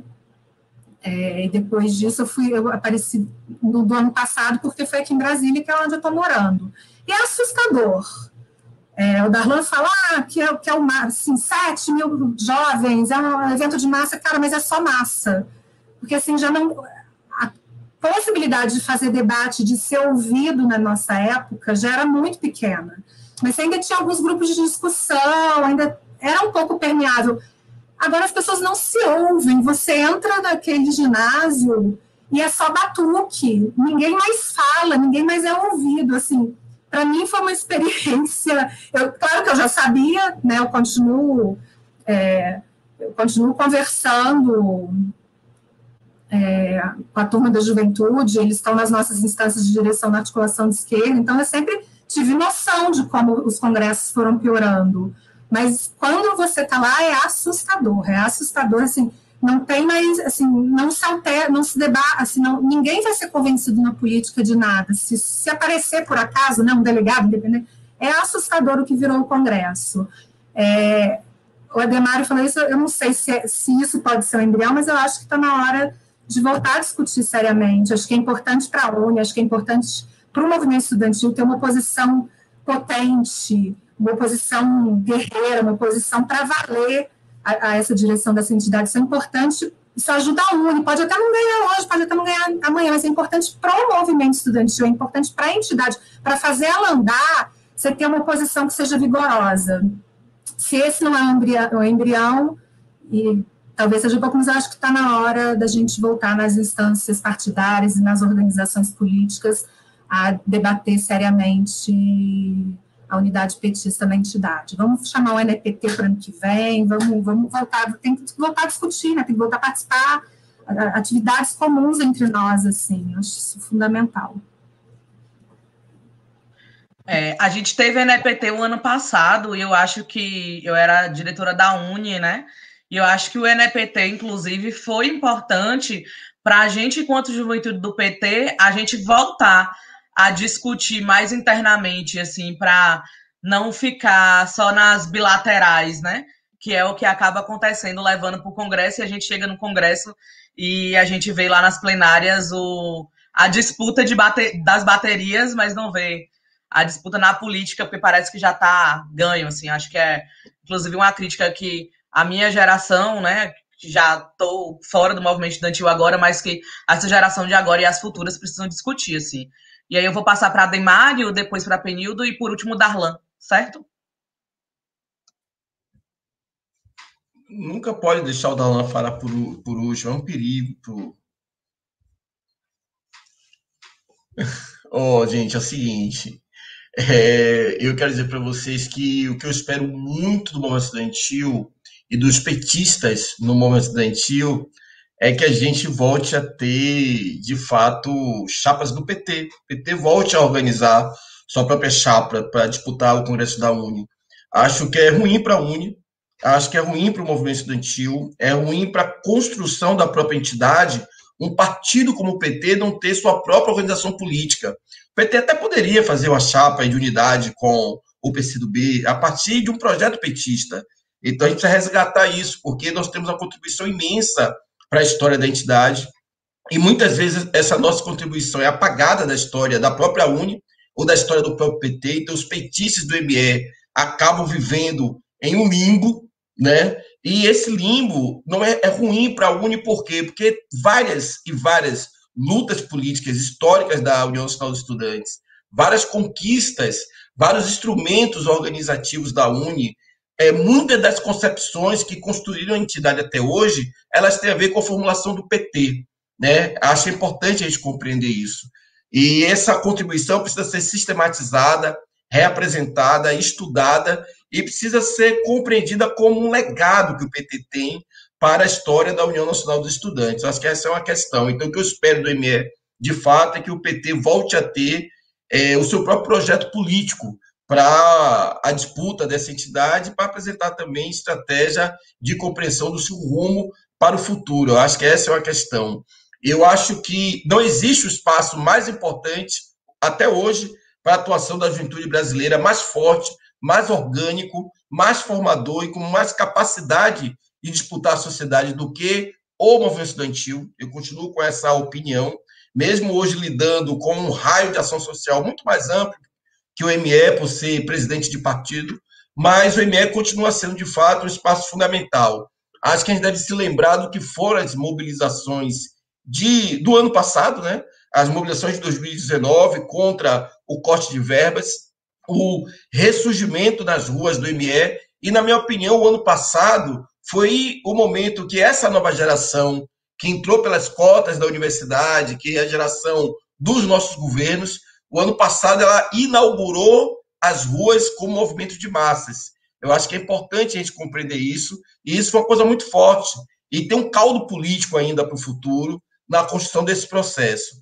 Né? Por fim, eu quero dizer para vocês também que a gente teve um puta trabalho durante os 2 anos da nossa gestão para poder trazer de volta as pessoas para a compreensão da importância da UNE, porque a turma, desde da saída do Congresso da UNE de 97, tinha um debate muito forte na esquerda do PT de não reconhecer a UNE como entidade. Uma confusão da direção majoritária com a própria UNE. Então, nós tivemos um trabalho grande de passar em cada reunião de executiva de curso, em cada encontro nacional da executiva, um trabalho que começou na gestão do Adriano, desembocou da minha, que foi de ir reconquistando as entidades, reconquistando as executivas de curso, para compreender o papel fundamental que a UNE tinha como nosso centro organizador do movimento estudantil. E vou contar mais para vocês. A gente teve que aprovar em cada Conselho Nacional de Entidades de Base das executivas, em cada encontro nacional de estudantes, a resolução de reconhecer a diretoria da UNE e diferenciar a diretoria da UNE de sua direção majoritária. Então, foi um puto esforço, viu, Dan? Foi um puta trabalho explicar isso para a companheirada. Isso foi muito importante. E, para mim, eu acho que o PT precisa ter essa compreensão política. O PT não pode negligenciar a UNE, não pode deixar de compreender qual é o papel que a UNE tem como entidade estratégica de organização da juventude brasileira, o papel da UNE como entidade de massas e o papel do movimento estudantil como movimento social, um dos movimentos sociais mais fortes que nós temos no Brasil. Compreender que o ME não é só um celeiro de quadros, é muito além disso, porque a juventude não é só um espaço de construção dos quadros do futuro. A juventude é um setor da sociedade que tem capacidade de dirigir a política no agora. E, portanto, o ME, como principal espaço de organização da juventude, é um movimento do presente, de poder, de conquista, de organização, que foge a quadro do futuro também, mas disputa o poder social, o poder real no agora. Eu acho que o PCdoB tem essa compreensão, quero dar esse testemunho aqui, que eu acho que o PCdoB compreende o ME dessa forma, compreende a UNE dessa forma também, e nós, a partir da concepção deles, e o PT precisa ampliar o seu raio de ação, sua compreensão política do movimento estudantil universitário, secundarista, e compreender o movimento também nessa perspectiva, uma perspectiva estratégica de luta política, de luta de massas e de disputa do poder real. Era isso, foi tão bom ver vocês, galera. Valeu mesmo. Obrigada, Ademário. Benildo. Pois é, eu vou começar pela pergunta que Langoni fez e que está norteando nossas últimas considerações aqui, né? Por que é que desde 1991 a mesma organização política dominou a UNE? Eu acho que tem esse aspecto da falta de entendimento do partido, do caráter estratégico, de fazer uma disputa de hegemonia no movimento de juventude, no movimento universitário, no movimento dos estudantes.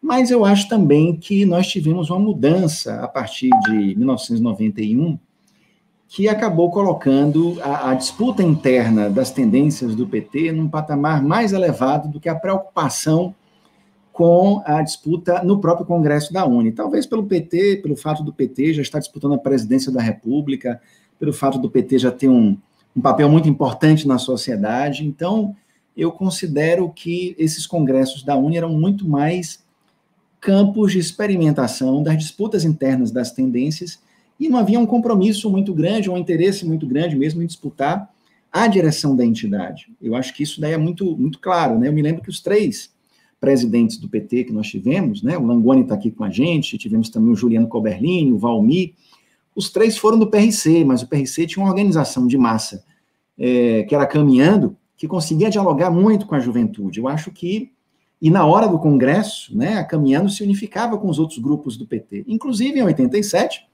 temos que nos lembrar que nós ganhamos a primeira diretoria da UNE com apoio da MR8, que depois nós acabamos por execrar, né, o PCdoB por fazer aliança com a MR8. Mas, na verdade, nós soubemos ter uma discussão, né, e uma disputa com a base dos estudantes, e ao mesmo tempo também fazer essas alianças, né, que eu acho que eram importantes também.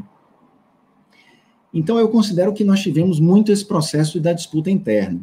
Eu mesmo, na época, fazia parte, primeiro, da Nova Esquerda, né, que é a sucessora do PRC, né, eu fui cria política aí do Langoni, do William Riga, do pessoal todo, na Bahia de Bira, de Helder, de Adriano, de Chambinho, né, mas eu, por exemplo, depois fui do campo majoritário do PT, e eu discordei, por exemplo, da condução que o campo majoritário teve em 1997, que inclusive acabou provocando uma divisão interna, a metade acabou ficando com o PCdoB, a metade também saiu do Congresso, ou seja, parece que esse ano de 97 foi meio traumático mesmo.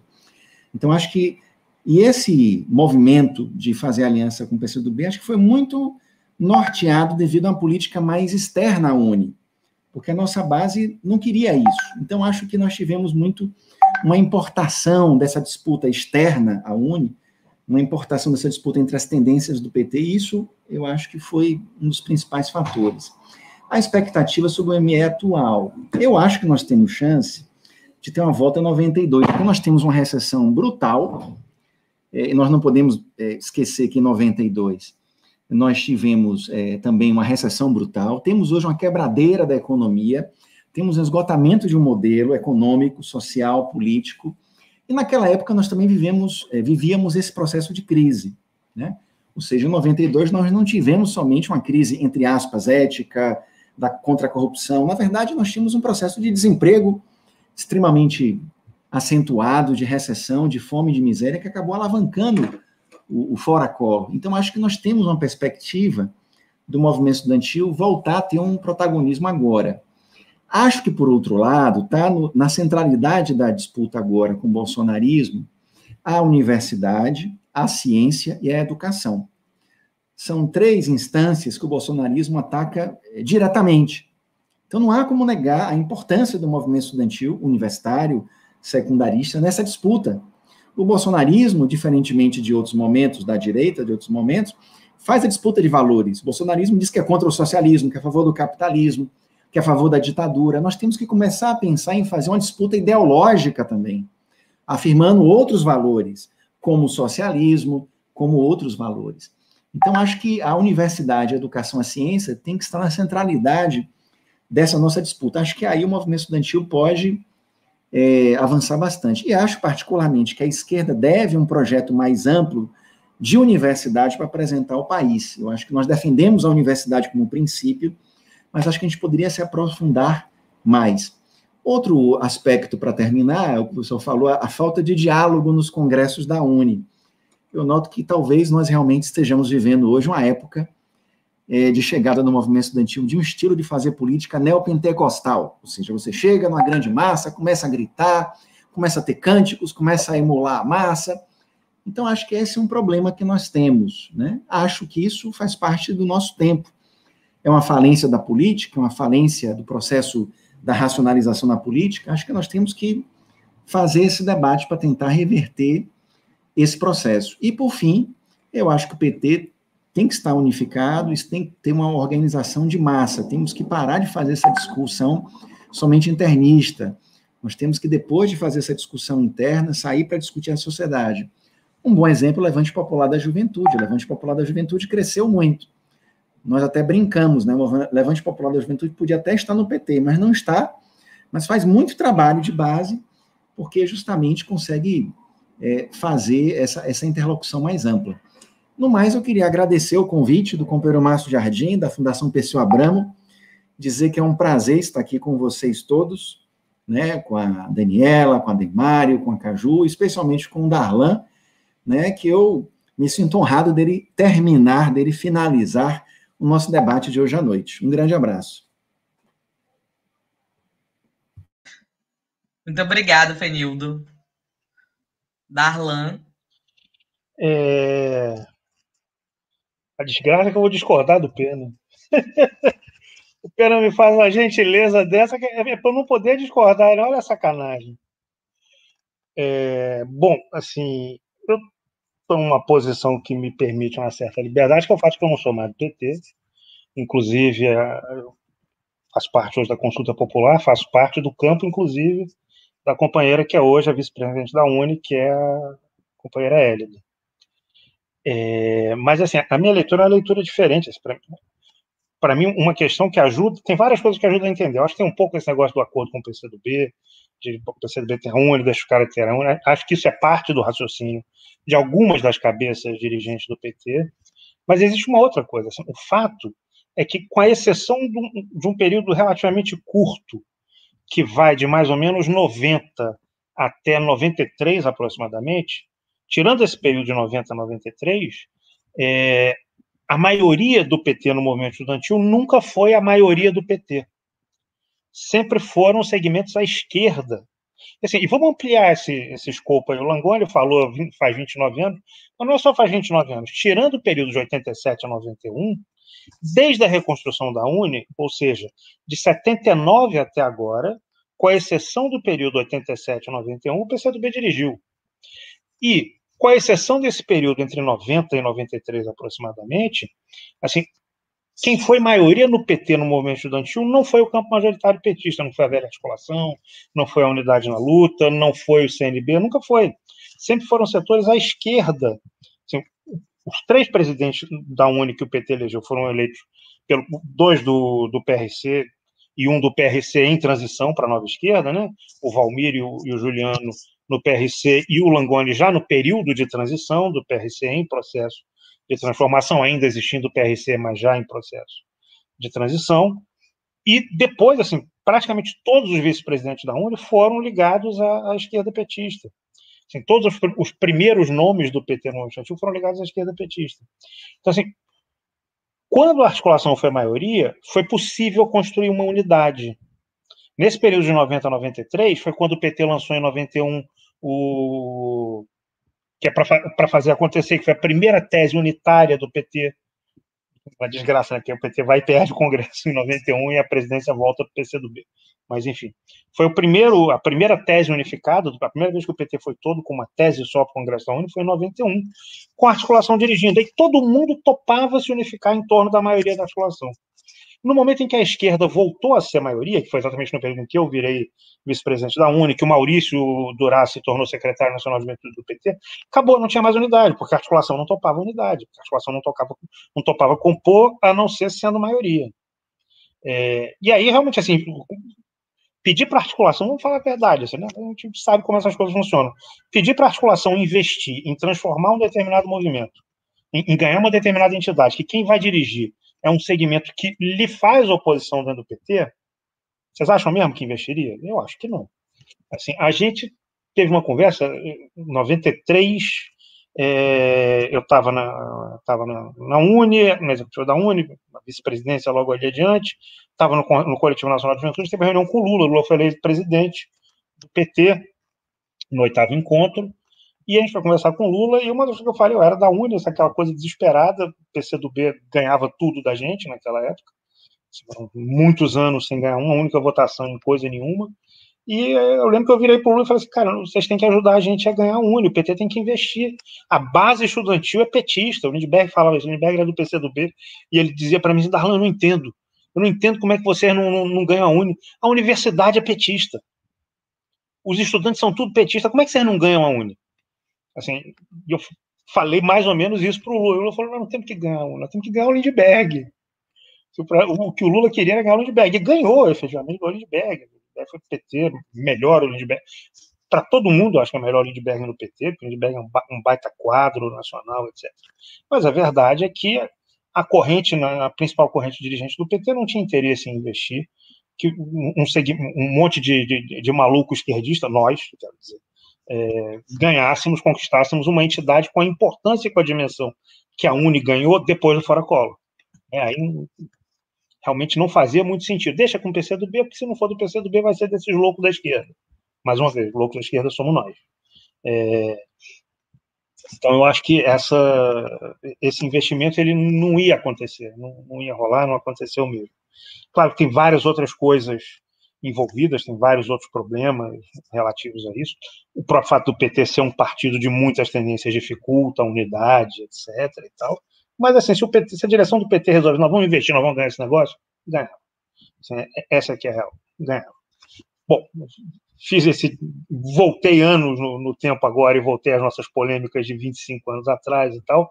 Então vamos sair dessas polêmicas de 25 anos atrás, vamos pensar o seguinte: nós estamos vivendo uma conjuntura que é uma conjuntura que nos obriga a uma unidade poderosa, uma unidade forte, intensa entre os diversos segmentos.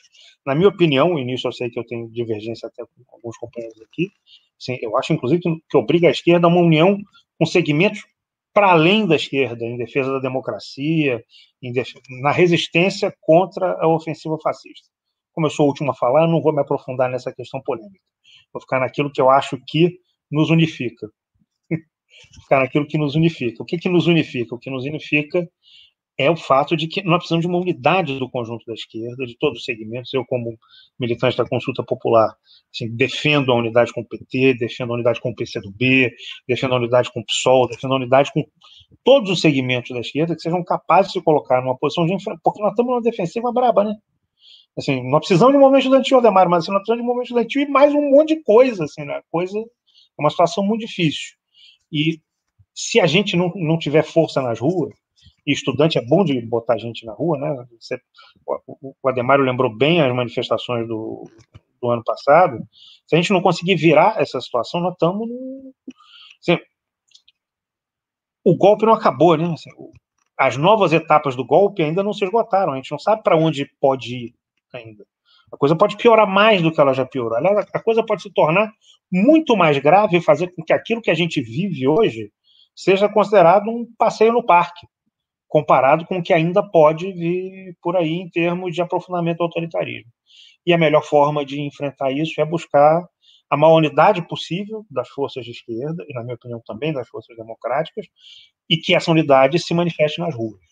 E o movimento estudantil é bom de fazer isso, né? Então, acho que essa é uma aposta que o conjunto de nós aqui precisamos fazer. E quero agradecer mais uma vez o convite, foi um imenso prazer estar aqui, imenso prazer conversar com Pena. Eu e Pena, a gente brigava, aliás, eu e a Ademar, a gente brigava pra cacete também. A pessoa com quem eu menos briguei aqui foi a Dani. Assim, mas assim, ainda assim brigamos um bocado. Mas briguei muito com Pena era da Democracia Radical, eu era da DS, né? Eu era um marxista ultrapassado, ele era da esquerda moderna, essas coisas aí que vocês sabem. O Ademar era do grupo do Wagner, e assim, e tinha uma coisa na Bahia, desculpa eu fazer isso, a Bahia tinha um negócio esquisito. Eu lembro que eu cheguei na Bahia, a primeira vez que eu fui na Bahia foi para uma manifestação, foi para uma reunião do CRUB, né, que estava acontecendo na Bahia. Quem estava recebendo era o reitor da Católica de Salvador, era o anfitrião, e eu cheguei e fui encontrar o pessoal da DS, fui para o primeiro comitê eleitoral do Pinheiro para vereador ainda, era 92. Aí encontrei o Bocão, não sei se o Bocão ainda milita, não sei se ele ainda está por aí, encontrei o Bocão, militante da DS da Bahia naquela época, e a gente começa a andar pela universidade e tal, não sei o quê. Aí eu começo a encontrar as pessoas e cumprimentar as pessoas, assim, pessoas da articulação, pessoas da Força Socialista, uma porrada de corrente. E aí, porra, abraço, não sei o quê, Bocão olhando, você fala com essa gente, é? Assim, um negócio impressionante. O sectarismo na Bahia era um negócio violentíssimo na juventude, as pessoas não se falavam, era um horror. E o povo do Wagner odiava a galera da DS. Então, assim, quando o Ademar entrou no movimento estudantil, ele entrou, que fazer unidade, que não vou me adaptar, que unidade com a DS, coisa nenhuma e tal, porra, sectarismo do cacete e tal, assim, mas isso é passado, né? ser passado. E era divertido, assim, lembrar disso também é um negócio legal. Assim, porque a verdade é que aquilo que nos une é muito mais forte do que aquilo que nos separou em qualquer momento desse processo aí. Então, estar aqui com vocês hoje foi um imenso prazer por conta disso. Muito legal estar aqui. Espero que um dia a gente se encontre presencialmente de novo. Ok? Obrigado. Obrigado, Caju. Obrigado à Fundação Perseu Abramo. E um abraço aí para todo mundo. Muito obrigado a vocês. Eu queria agradecer vocês. Em nome da diretoria da Fundação Perseu Abramo, do presidente Aloysio Mercadante e do diretor de formação Lindbergh Farias. E Darlan, hoje em dia, aqui na Bahia, a gente conversa, viu? A juventude de todas as forças, a gente conversa, nós somos amigos, por favor, hein? A gente sai, se diverte, para além, inclusive, o último processo do Congresso da UNE, acho que se fortaleceu mais ainda enquanto a gente juventude do PT aqui na Bahia, de conversar mais e de deixar as diferenças de lado, porque entendendo a gente como a única juventude, né? Apesar das diferenças. E queria agradecer também a Márcio pelo convite e a todo mundo que assistiu hoje a gente aqui. Agradecer, foi muito bom e muito importante ouvir vocês. Viu? Muito obrigada. E boa noite para vocês, boa noite para todo mundo. Ótimo, Espero que a gente se encontre.